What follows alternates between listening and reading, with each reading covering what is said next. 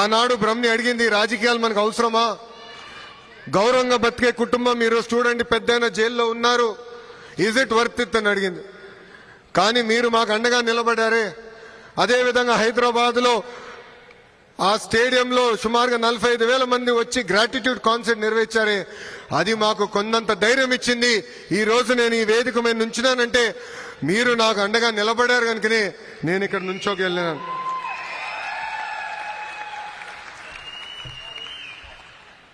ఈ మీటింగ్ చూసిన తర్వాత టీమ్ 11కి నిద్ర పట్టదు.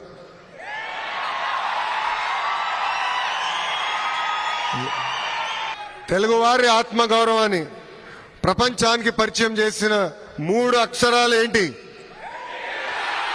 ఎన్టీఆర్. విశ్వవిఖ్యాత నట సార్వభౌమ స్వర్గీయ శ్రీ నందమూరి తారక రామారావు గారు. సంక్షేమాన్ని భారతదేశానికి పరిచయం చేసిన వ్యక్తి అన్న ఎన్టీఆర్. గతంలో మనందరినీ మెద్రాసీలు అనేవారు. మెద్రాసీలు కాదు, తెలుగులు ఉన్నామని దేశానికి చెప్పిన వ్యక్తి అన్న ఎన్టీఆర్. మళ్ళీ అభివృద్ధికి బ్రాండ్ అంబాసిడర్ ఎవరు? సిబిఎన్. అసలు అభివృద్ధి చేసి ఎన్నికలు గెలవచ్చని దేశానికి పరిచయం చేసిన వ్యక్తి మన సిబిఎన్. ఆనాడైనా చెప్పారు, కంప్యూటర్లో బాగా చదువుకుని ఐటీలో బాగా చదువుకుంటే ఉద్యోగాలు వస్తాయని. ఆనాటి ప్రతిపక్ష పార్టీ నాయకులు అన్నారు, కంప్యూటర్ అన్నం పెడుతుందా అని. ఇప్పుడు మిమ్మల్ని అందరిని అడుగుతున్నా, కంప్యూటర్ అన్నం పెడుతుందా? హైదరాబాద్ లో పెద్ద ఎత్తున ఐటీ పరిశ్రమలు తీసుకొస్తే రియల్ ఎస్టేట్ వ్యాపారం చేస్తున్నారు. ఈ ఒక్కసారి మీరు వెళ్ళి హైదరాబాద్ చూడండి, అసలు గుర్తుపట్టే పరిస్థితి లేకుండా పోయింది.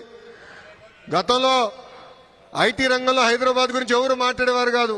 అలాంటిది చంద్రబాబు నాయుడు గారు ఐటీ పరిచయం చేసిన తర్వాత ఈరోజు బెంగళూరుకి ధీటుగా హైదరాబాద్ పోటీ పడే పరిస్థితికి మనందరం వచ్చాం.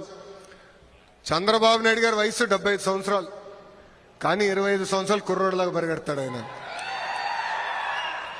ఆయన స్పీడ్కి ఇంకా అందుకోలేకపోతున్నా.